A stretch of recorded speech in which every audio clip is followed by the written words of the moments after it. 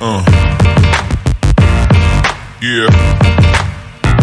So hey guys, what's up? Today in this video we're gonna study interjections. What are they and how we're gonna use them? What is the part of what is their role, major function, and how they are used in the sentences? So let's get started. So first of all, the definition of interjections. What are interjections? An interjection is a word that occurs as an utterance on its own and expresses spontaneous feeling or a reaction. So it's a word that occurs as an utterance on its own. So like it expresses something. It expresses spontaneous, very suspicious kind of feeling or reaction. If you want to express your reaction in simple words, if you want to express your reactions or your feelings, so we may use interjections. It's a kind of exclamation inserted into regular speech. Actually, it is a brief and abrupt pause in speech for expressing emotions. They are unique and have some interesting features. Like interjections don't have a grammatical function in sentence construction. So you need to know this thing that interjections that don't have a grammatical function, they don't have a grammatical structure. So interjections, they don't have a grammatical structures in a sentence. They usually cannot be modified or inflected. They do not have to have a relation to the other parts of sentence. They are highly context sensitive.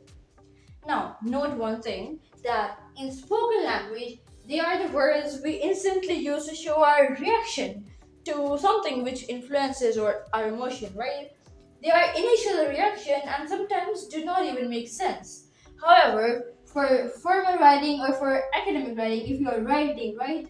So in English writing, formal writing or academic writing, they are not preferred to use, right? If you use interjections in writing, it would be kind of a informal writing. It would not be taken as interjections. It would not be taken as formal writing, and using interjections in formal speech writing is not appropriate. Okay, so interjections are divided into three categories emotion wise, if you'll see.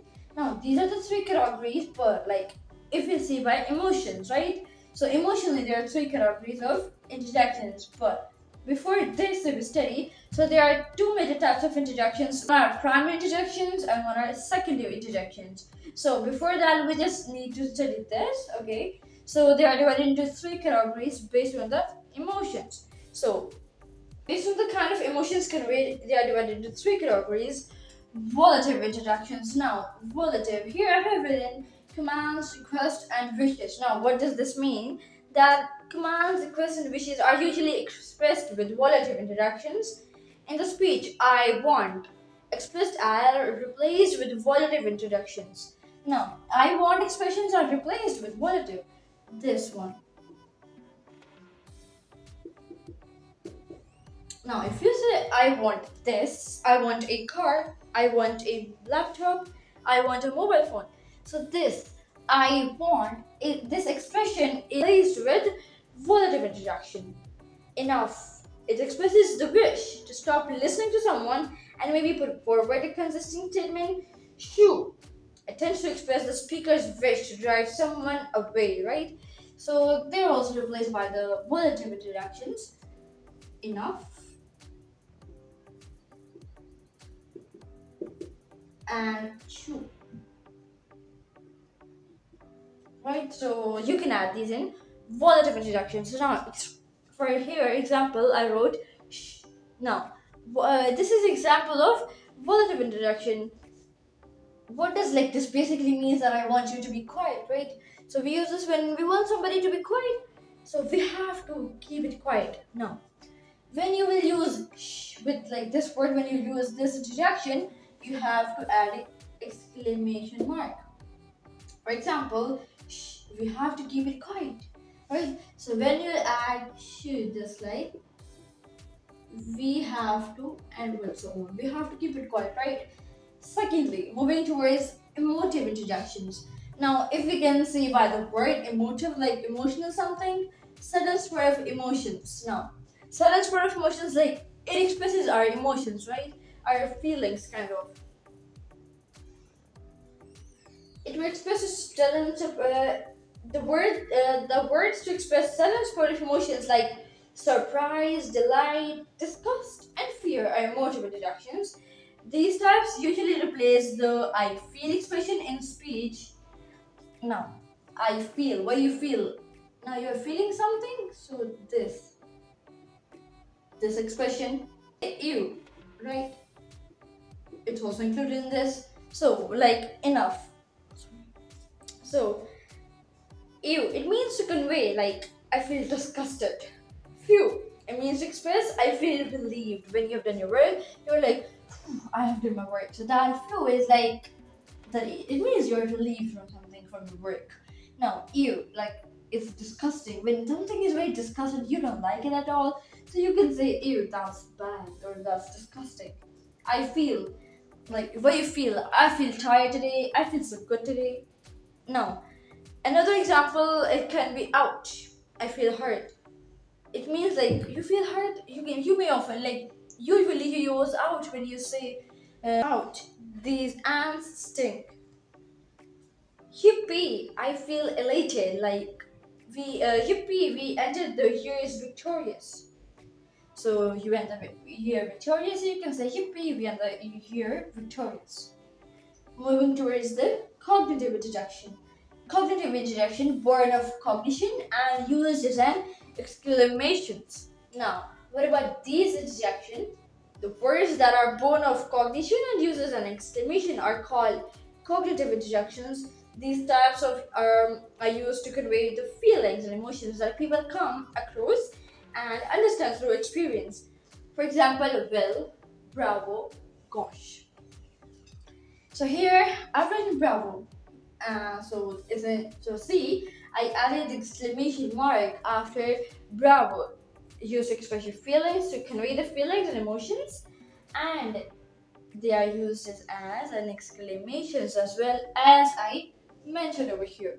So, for example, well, I'll try later. I'll try harder. Bravo, what a performance! Now, somebody performs something and you like the performance, you like the singing performance, dancing performance, so you say bravo. So you can say bravo, what a performance.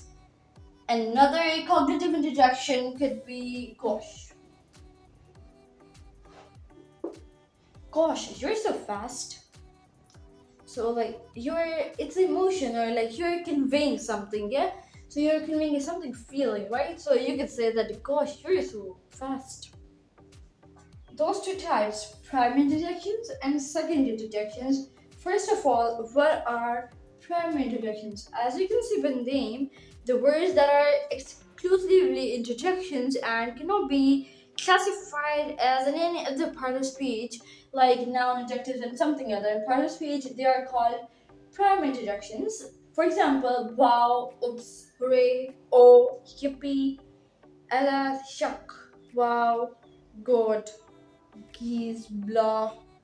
Like there are so many. So they are included in primary interjection. But secondary interjections, they are the ones which can be the part of the speeches. For example, indeed, goodness. These are two that they act as like part of speeches, as part of speech. So these are the secondary interjections, and these include the words including wow, oops, hooray, oh, alas, whatever. They are primary interjections. So let's see some example using oops. Oops, my bad. No, you did something, you made a blunder and you were like, oops, my bad. Indeed, this is an example of primary interjections and this is an example of secondary interjections. Indeed, I was waiting for your premonitions. So now, here indeed is working as a part of speech. So it is secondary and this is not any part of speech, noun, adjective, whatever. So it is not, it doesn't act as a part of speech here in the sentence. So that's why it's primary interjection. So I hope now the primary interjection and secondary interjection both are clear.